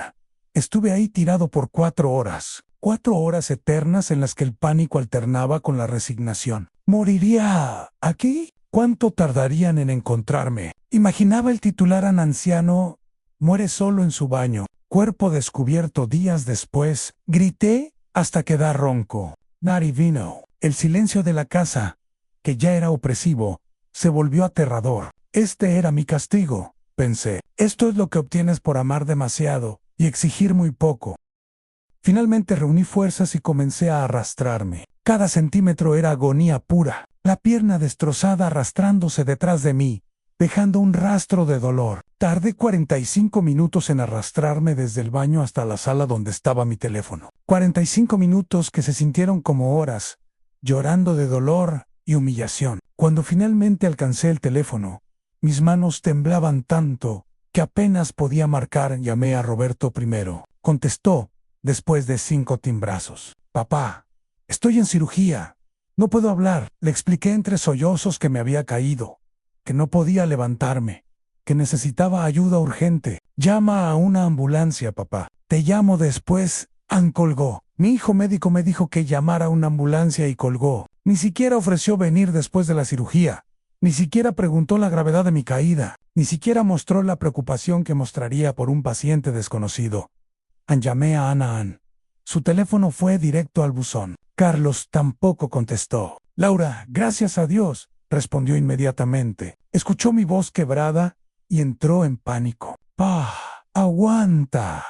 ¡Aguanta! ¡Ya! Voy para allá. Voy a llamar una ambulancia. Su voz angustiada era el primer atisbo de amor genuino que había sentido en meses. 30 minutos después llegó la ambulancia. Y poco después Laura, con lágrimas corriendo por su rostro al verme tirado en el piso. Pálido y temblando, en el hospital confirmaron lo que ya sabía. Fractura de cadera, la misma lesión que había sufrido años atrás, pero esta vez más seria. Necesitaba cirugía. Laura se quedó conmigo todo el tiempo, sosteniendo mi mano, llamando a sus hermanos para informarles. Roberto apareció al día siguiente. Revisó mi expediente médico con su profesionalismo clínico habitual y se marchó después de 20 minutos. Ana envió flores. Carlos mandó un mensaje a Ann: que te mejores pronto, papá. La cirugía fue exitosa técnicamente, pero mi recuperación fue lenta y dolorosa. Tenía que pasar al menos 3 semanas en el hospital. Laura me visitaba diariamente después del trabajo, a veces solo por media hora, pero venía. Los otros aparecían esporádicamente en Roberto, una vez por semana, con la excusa de sus guardias en el hospital. Ana 2 veces en total. Carlos ni siquiera vino a verme. Es que está muy lejos, papá. Fue su explicación por teléfono durante esas semanas en el hospital. Enfrenté verdades que ya no podía negar. Mis hijos, con la excepción parcial de Loremei, habían abandonado emocionalmente mucho antes de esta caída. La caída física solo hizo visible el abandono que ya existía. Ellos continuaban sus vidas mientras yo luchaba por sobrevivir la mía. Las enfermeras me trataban con más ternura que mis propios hijos. Los doctores mostraban más preocupación genuina que mi hijo médico a una noche. Una enfermera joven se sentó junto a mi cama durante su descanso. Debió notar las lágrimas silenciosas que rodaban por mis mejillas. ¿Está bien, don Roberto?, me preguntó, con genuina preocupación. Y entonces, quizás porque ya no me importaba guardar las apariencias, le conté todo. Trabajé toda mi vida por ellos. Les di educación que yo no tuve. Sacrifiqué mi salud, mis sueños, todo. Y ahora estoy aquí, solo, esperando visitas que no llegan, de hijos que no tienen tiempo. Ella escuchó, en silencio, y cuando terminé, me dijo algo que nunca olvidaré. Don Roberto, a veces amamos tan incondicionalmente que olvidamos enseñarles a nuestros hijos a amar de regreso. Les damos tanto que aprenden a tomar como su derecho natural. Usted no hizo nada malo, pero quizás les dio tanto que nunca aprendieron el valor de dar. Sus palabras eran verdad pura y dolían más que la cadera fracturada. Había criado tomadores expertos, pero dadores deficientes, y ahora pagaba el precio de mi generosidad. Mal dirigida en él, regreso a casa. Después de 3 semanas en el hospital, llegó el temido día del alta. El doctor fue claro en don Roberto. Necesita cuidado constante durante al menos 2 meses. No puede estar solo. Necesita a alguien que le ayude a bañarse, a cocinar, a moverse. ¿Tiene familia que pueda cuidarlo? Esa pregunta simple cayó como piedra en agua quieta. Familia. Técnicamente sí. ¿Familia dispuesta a cuidarme? Esa era otra historia completamente diferente. Laura organizó una reunión familiar para discutir mi cuidado. Los 4 hermanos, reunidos por primera vez en años, no por celebración, sino por obligación. Yo no estaba presente aún en el hospital, pero Laura me contó después cómo fue. Roberto argumentó que su trabajo no le permitía ausentarse para cuidar de nadie. Ana dijo que su casa era pequeña y no tenía espacio para mí. Carlos sugirió contratar una enfermera, cuando sabía perfectamente que yo no tenía dinero para eso. Laura, bendita Laura, ofreció llevarme a su pequeño apartamento. Yo lo cuidaré. No puedo dejarlo solo en esa casa que se cae a pedazos. Sus hermanos respiraron aliviados. Problema resuelto sin que ellos tuvieran que sacrificar nada. Acordaron contribuir económicamente, promesas que en su mayoría nunca se materializarían, y eso fue todo. La reunión duró 30 minutos. 30 minutos para decidir el destino de quien había dedicado 50 años de su vida a ellos. Llegué al apartamento de Laura, sintiéndome como una carga, un mueble incómodo que hay que acomodar en un espacio insuficiente. Su apartamento era efectivamente pequeño, en una recámara, una sala comedor, una cocineta, un baño. Ella me cedió su cama y durmió en el sofá durante 2 meses. 2 meses en los que me sentí culpable cada noche, sabiendo que mi presencia le robaba su comodidad, su privacidad. Su vida normal de mujer joven soltera, Laura, trabajaba todo el día y regresaba exhausta para cuidarme. Me preparaba la comida, me ayudaba al baño, la humillación de necesitar ayuda de mi hija para mis necesidades más básicas era casi insoportable. Me daba mis medicamentos, me hacía compañía, aunque su cansancio era evidente. Veía cómo su vida social desaparecía porque no podía salir, cómo rechazaba invitaciones de amigos porque tenía que cuidar de su padre inválido, cómo envejecía prematuramente bajo el peso de una responsabilidad que debería compartirse entre 4 de sus hermanos. Visitaban ocasionalmente. Roberto vino una vez, evaluó mi progreso de recuperación con distanciamiento médico y se fue después de 15 minutos. Ana apareció 2 veces, en ambas ocasiones trayendo comida preparada, como si eso compensara su ausencia. Carlos llamó algunas veces, pero nunca visitó. Es muy complicado llegar hasta allá, decía, aunque vivía a 40 minutos, y ninguno, absolutamente ninguno, ofreció relevarlo en el cuidado, ni siquiera un fin de semana, para que Laura pudiera descansar. Yo veía el cansancio acumularse en el rostro de Laura en los círculos oscuros. Paiosas hoy, la paciencia que se adelgazaba cuando yo llamaba por 5ª vez en la noche porque no podía dormir con el dolor, la tristeza cuando escuchaba a sus amigas hablando de fiestas a las que ella no podía ir. Me sentía como un parásito consumiendo su juventud, su energía, su alegría. Quería decirle que me devolviera a mi casa, que podía arreglármela solo, pero ambos sabíamos que era mentira. Una noche, después de ayudarme a bañarme, proceso degradante que requería que me viera desnudo y vulnerable, Laura se sentó en el baño y lloró. Intentó esconderlo, pero yo escuché sus sollozos. Laura, perdóname, le dije. No llores, papá. No, es culpa tuya. Pero sí lo era, de cierta forma. Era culpa mía haber creado una dinámica familiar donde solo uno de 4 hijos sentía la obligación moral de cuidar a su padre. Era culpa mía haber malcriado a los otros 3, tanto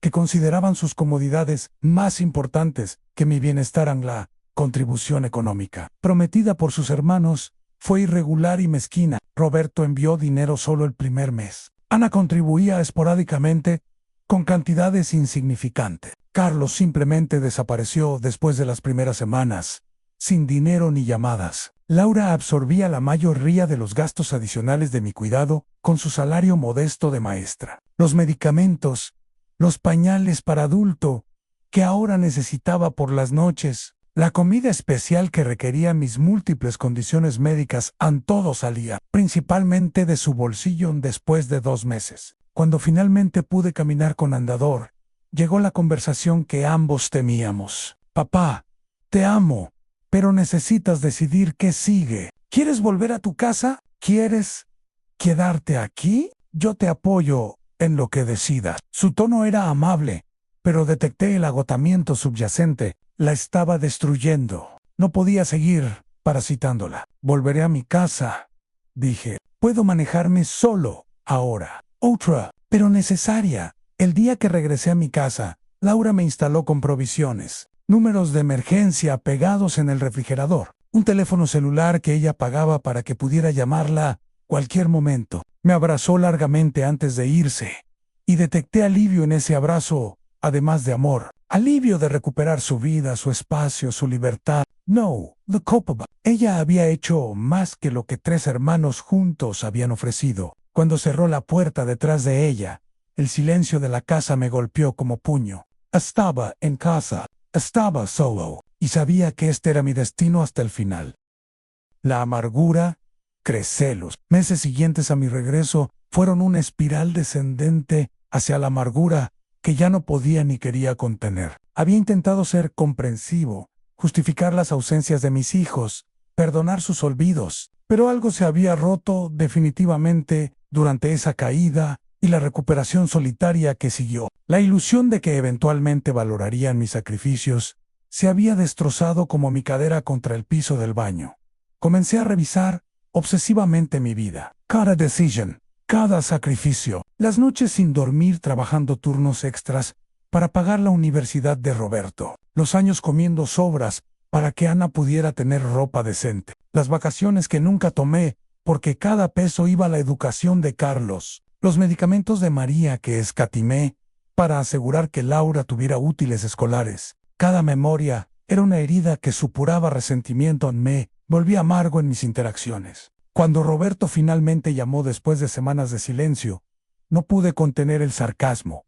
¡Qué sorpresa! Pensé que habías olvidado mi número junto con mi existencia. Hubo silencio incómodo del otro lado. Papá, no seas así. ¿Sabes que estoy ocupado? ¿Demasiado ocupado para su padre? Nunca estuve demasiado ocupado para ellos cuando me necesitaban. Pero ya no dije nada. Solo escuché sus excusas vacías y colgué sin despedirme.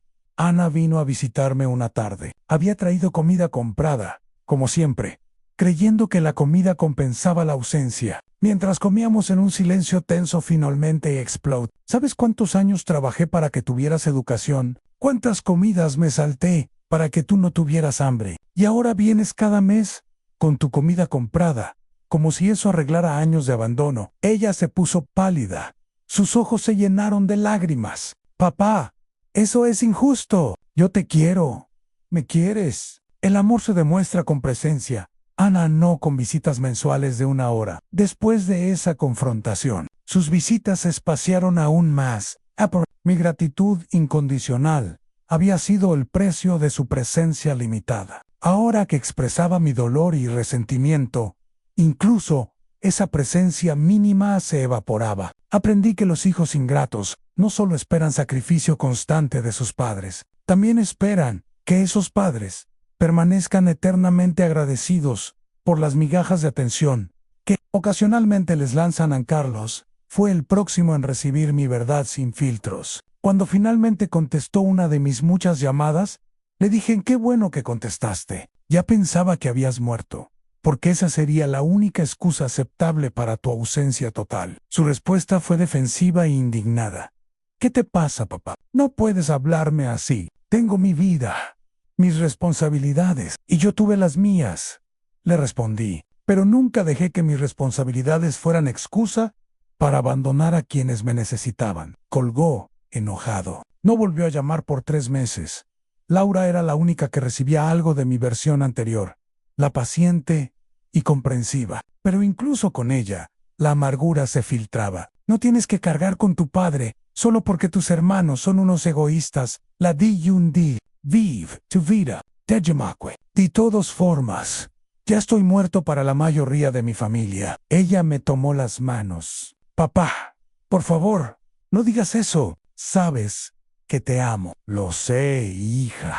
Y por eso me duele ver cómo cargas sola con el peso que debería ser de 4. Mi salud mental se deterioraba junto con la física. Las noches eran particularmente oscuras, llenas de pensamientos que antes lograba mantener a raya. ¿Para qué trabajé toda mi vida? Para terminar solo, olvidado, esperando una muerte que probablemente nadie descubriría por día. Este era el legado de 50 años de sacrificio, hijos exitosos que me veían como obligación cumplida, como cuenta saldada, como capítulo cerrado de sus vidas prósperas. Comencé a beber, algo que nunca había hecho en serio. Nada excesivo, solo lo suficiente para adormecer el dolor emocional que los medicamentos no tocaban. Un par de cervezas baratas por la noche ayudaban a callar los pensamientos oscuros, a difuminar la amargura, a hacer que el silencio de la casa fuera menos opresivo. Laura lo notó y me regañó suavemente. Papá, el alcohol no es la respuesta. ¿Y cuál es la respuesta? Hija, aceptar que dediqué mi vida a gente que me descartó cuando dejé de ser útil. Los vecinos comenzaron a evitarme. Mi amargura era tóxica. Contaminaba las conversaciones casuales. Dona Mercedes, que siempre había sido amable, ahora solo saludaba brevemente y seguía su camino. Don Julio dejó de invitarme a su casa. Hasta el cartero me trataba con cautela, como si mi miseria fuera contagiosa. Me estaba convirtiendo en el viejo amargado del vecindario, el que todos evitan, del que susurran con lástima mezclada con alivio de que no sea su padre. En una tarde, sentado en mi porche con una cerveza en mano y demasiado tiempo para pensar, llegué a una conclusión devastadora. Había fallado no solo como padre, sino como maestro. Les había enseñado a mis hijos a tomar, pero no a dar, a recibir, pero no a agradecer, a ser exitosos profesionalmente, pero fracasos humanos. Mi amor incondicional los había convertido en seres incapaces de amar de regreso con la misma intensidad. Y ahora, tanto ellos como yo, pagábamos el precio de mi pedagogía defectuosa. A la amargura se sentía en cada rincón de la casa. Las fotos familiares que antes me traían alegría, ahora me llenaban de rabia. Esas sonrisas de niños felices habían sido compradas con mi salud destruida. Esas togas de graduación habían costado mi vejez digna. Ese futuro brillante que les construí había sido financiado con mi propia oscuridad presente. Quité las fotos de las paredes. No podía seguir mirando evidencia de todo lo que había dado a cambio de tan poco. El último, INTENT, o a mis 73 años, con salud completamente deteriorada y amargura que me consumía desde dentro, decidí hacer un último intento. Organicé una cena familiar. Llamé a cada uno de mis hijos, suplicando más que invitando. Por favor, vengan. Necesito hablar con ustedes. John. Algo en mi voz debió comunicar la urgencia porque, sorprendentemente, todos aceptaron. Hasta Carlos, que vivía en su mundo paralelo sin padre, prometió asistir en gasté dinero que no tenía en comida para la cena. Limpié la casa como pude con mis fuerzas limitadas. Cociné los platillos que solían gustarles cuando eran niños, aunque el esfuerzo me dejó exhausto y con dolor en el pecho. Puse la mesa con el mantel que María usaba en ocasiones especiales, ahora manchado y raído, pero lleno de recuerdos. Preparé el escenario para lo que sabía sería mi última oportunidad de hacer que entendieran.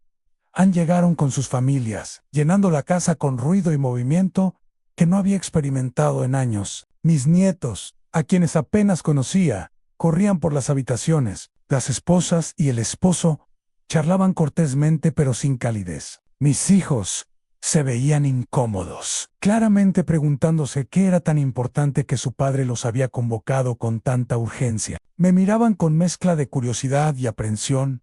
Durante la cena, intenté mantener la conversación ligera. Les pregunté sobre sus trabajos, sus vidas, sus planes. Roberto hablaba de un procedimiento médico nuevo que estaba aprendiendo. Ana compartía anécdotas de sus estudiantes. Carlos mencionaba un proyecto de ingeniería importante. Laura, perceptiva como siempre, permanecía callada, observándome con preocupación. Todos hablaban de sus éxitos, sus logros, sus vidas plenas. Nadie preguntó cómo estaba John después de la cena. Cuando los niños estaban viendo televisión en la otra habitación, reuní valor para lo que necesitaba decir. Los llamé aquí porque necesito que entiendan algo. Necesito que realmente escuchen lo que voy a decir. Todos me miraron con atención repentina. Roberto cruzó los brazos defensivamente, anticipando crítica. Ana se veía ansiosa. Carlos miraba su reloj discretamente. Laura me tomó la mano. Trabajé 50 años de mi vida por ustedes. No es exageración ni autocompasión.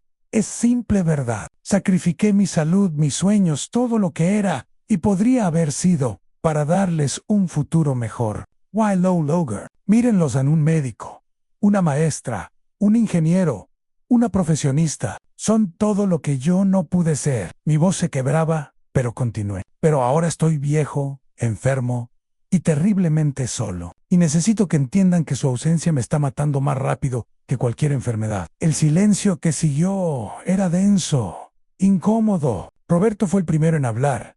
Su tono defensivo: papá, todos tenemos responsabilidades. No es que no queramos visitarte. Es que la vida es complicada. Complicated. Repeat. Mi vida fue complicada cuando trabajaba 2 empleos para pagar tu universidad. Cuando tu madre estaba muriendo y yo trabajaba y la cuidaba simultáneamente. Cuando me caí solo en el baño y estuve horas tirado esperando ayuda. Eso es complicado, Roberto. Lo que ustedes tienen son prioridades.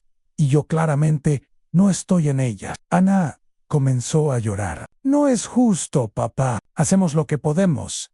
Lo que pueden. Mi voz subió involuntariamente. Laura hace lo que puede. Y es ella sola la que carga con todo. Ustedes 3 hacen lo mínimo absoluto. Y ni siquiera eso consistentemente. ¿Saben cuántas veces he pasado mi cumpleaños solo? ¿Cuántas navidades sin ninguno de ustedes? ¿Cuántos días sin una llamada sin saber si seguía vivo o muerto. Carlos se puso de pie, claramente molesto. Entonces, ¿nos llamaste aquí para hacernos sentir culpables? Y eso es, porque si es así, misión cumplida. Su esposa lo jaló de la manga, susurrándole que se calmara. Pero él estaba en racha. Papá, hiciste lo que cualquier padre debe hacer. Nos criaste, nos educaste, pero eso no significa que debamos estar disponibles 24/7 para ti. Ahora, tenemos nuestras propias familias que atender.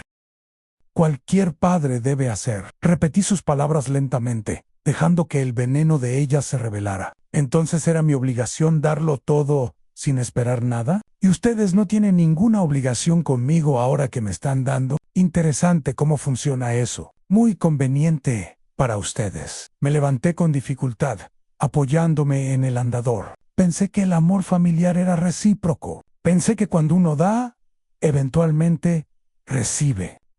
Laura intervino. Su voz suave pero firme. Papá tiene razón. Lo siento, pero la tiene. Yo lo he visto deteriorarse estos años. Solo, esperando que alguno de nosotros muestre el mismo amor que él nos mostró. Y con excepción de visitas esporádicas y llamadas apresuradas, lo hemos abandonado. Miró a sus hermanos con algo parecido a desprecio. Deberían estar avergonzados. Yo lo estoy, y soy la única que hace algo. La tensión era insoportable. Las esposas miraban sus manos incómodamente. Roberto comenzó a justificarse de nuevo, pero lo interrumpí. No vine aquí a pelear. Vine a pedirles por última vez que sean parte de mi vida antes de que se acabe. Que visiten, sin que tenga que rogar. Que llamen porque quieren saber de mí, no por obligación. Que sus hijos conozcan a su abuelo antes de que sea solo una foto en un marco. Eso es todo lo que pido. Nadie habló por largo rato. Finalmente, Ana se secó las lágrimas y dijo: tienes razón, papá. Voy a ser mejor. Roberto asintió, aunque su lenguaje corporal seguía siendo defensivo. Carlos simplemente miraba hacia otro lado. Laura apretó mi mano. Las promesas estaban ahí, flotando en el aire cargado de tensión. Paró y lo sabía en mi corazón. Cansado que las promesas hechas bajo confrontación raramente se mantienen en la cena. Terminó poco después. Se despidieron con abrazos más largos de lo usual, cargados de culpa y incomodidad. Me dejaron en la casa, que rápidamente recuperó su silencio habitual. Me senté en la mesa aún con restos de cena, rodeado de platos sucios y promesas vacías, y lloré. Lloré por el padre que había sido, por el anciano que era ahora, por la familia que pensé que tendría, pero nunca existió realmente. Ese último intento había sido exactamente eso. El último. Ya no tenía energía para más. En capítulo 15. En Ocasa han pasado 2 años desde aquella cena confrontacional. Tengo ahora 85 años, y mi cuerpo es una colección de sistemas fallando uno tras otro. El corazón palpita irregular, recordándome con cada latido extraño que su tiempo es limitado. Los pulmones luchan por cada respiración, especialmente por las noches cuando la tos me despierta y me pregunto si esta vez simplemente dejaré de respirar. A las promesas hechas aquella noche se evaporaron, como rocío bajo sol cruel. Roberto me visitó 2 veces en 2 años. Ana un poco más frecuentemente, quizás cada 3 meses. Carlos simplemente desapareció de nuevo, después de cumplir con su presencia obligatoria en esa cena. Solo Laura mantiene contacto regular, aunque incluso ella ha tenido que espaciar sus visitas, porque finalmente tiene una relación seria. Un novio que merece su atención más que su padre moribundo en la casa. Se ha deteriorado tanto que es prácticamente inhabitable. El techo tiene agujeros por los que puedo ver el cielo. Las paredes tienen moho negro que probablemente me está matando lentamente. La plomería funciona parcialmente. Hay días sin agua cuando las tuberías simplemente deciden rendirse. La electricidad es peligrosa. Uso solo 2 habitaciones porque el resto tiene cableado expuesto. Vivo en las ruinas de lo que construí con tanto orgullo. Metáfora perfecta de mi vida entera. Mi rutina diaria es simple, porque no tengo energía para más. Me despierto tarde, cuando el sol ya está alto, no porque haya dormido bien, sino porque pasé la noche despierto tosiendo y pensando, preparo café aguado porque el que me gusta es muy caro. Como una vez al día, a veces dos, si Laura me trajo comida. Paso las horas mirando televisión sin realmente verla, solo necesitando ruido de fondo. Por las noches,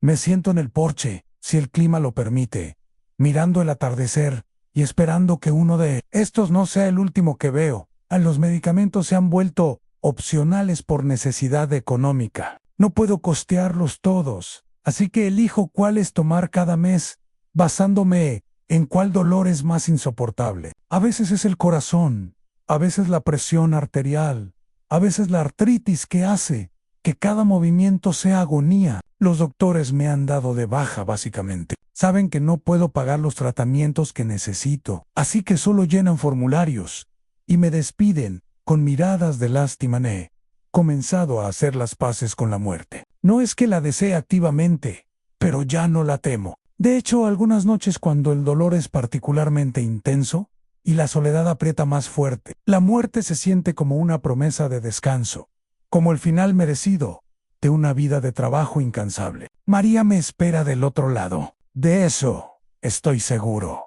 Y allá no habrá hijos olvidadizos, ni facturas impagables, ni casas desmoronándose, ni corazones rotos. A mis nietos son adolescentes ya, casi adultos. No los conozco. Son extraños con mi sangre corriendo por sus venas. Roberto tiene 2, Ana 3, Carlos 1, Laura aún no. 8 nietos que probablemente no reconocerían a su abuelo si se cruzaran conmigo en la calle. No saben las historias de cómo su abuelo construyó esta familia desde la nada, cómo sacrificó todo para que sus padres tuvieran futuro. Y cuando yo muera, esas historias morirán conmigo. Seré solo una foto borrosa en un álbum que nadie mira. He escrito una especie de testamento. No tengo mucho que dejar y en esta casa, que vale poco en su estado actual, algunos ahorros mínimos y las pocas pertenencias que no he vendido para sobrevivir. Lo poco que hay, lo dejo todo a Laura, con una nota explicando por qué. Porque fuiste la única que entendió que el amor familiar es un verbo, no un sustantivo, que amar requiere acción, presencia, sacrificio. Los demás aprenderán esta lección demasiado tarde, cuando sean viejos y sus propios hijos les devuelvan el abandono que ellos me dieron. A veces me pregunto si fui yo el que falló, si debí ser más duro, exigir más, esperar reciprocidad en lugar de dar incondicionalmente. Sí debí enseñarles que el amor se gana y se mantiene con acciones constantes. No es simplemente un derecho por existir. Pero luego recuerdo que hice lo que creí correcto con las herramientas que tenía. Mi error fue creer que el amor genera automáticamente gratitud, que el sacrificio inspira naturalmente reciprocidad. Aprendí demasiado tarde que nada de eso es automático. Esta mañana me desperté y no sentí nada, no dolor, no tristeza, no amargura, solo un vacío profundo, una aceptación resignada de que así es mi vida y así será hasta el final. 85 años, 50 de ellos dedicados completamente a otros. Y aquí estoy solo en una casa que se cae a pedazos, esperando un final que no puede llegar lo suficientemente pronto. No hay moraleja reconfortante en mi historia. No hay redención de último minuto. Solo la verdad dura. Puedes darlo todo y terminar sin nada. Si alguien lee esta historia ahí, espero que lo hagan que aprendan de mis errores. Amen a sus hijos, por supuesto, pero enséñenles a amar de regreso. Den, sí, pero también enseñen a dar. Sacrifiquen cuando sea necesario, pero no hagan del sacrificio su única identidad. Y sobre todo, recuerden que ustedes también importan, que su vida tiene valor más allá de lo que pueden proveer a otros. Yo, Over Izo, pagué el precio completo. Tan tengo la foto de María en mi mesita de noche. Es de cuando éramos jóvenes, antes de que la vida nos golpeara, cuando aún creíamos que el amor y el trabajo duro eran suficientes para construir felicidad. Miro esa foto cada noche y le hablo. Pronto, mi amor, le digo, pronto estaré contigo. Y todo esto será solo un mal sueño que finalmente terminó. Y me duermo esperando que quizás esta sea la noche, que quizás no despierte mañana, que quizás finalmente encuentre la paz que la vida me negó. Esta es mi historia, la historia de un hombre que trabajó toda su vida, sacrificó todo y terminó solo. Si esto los hace enojar, bien. En Oyen,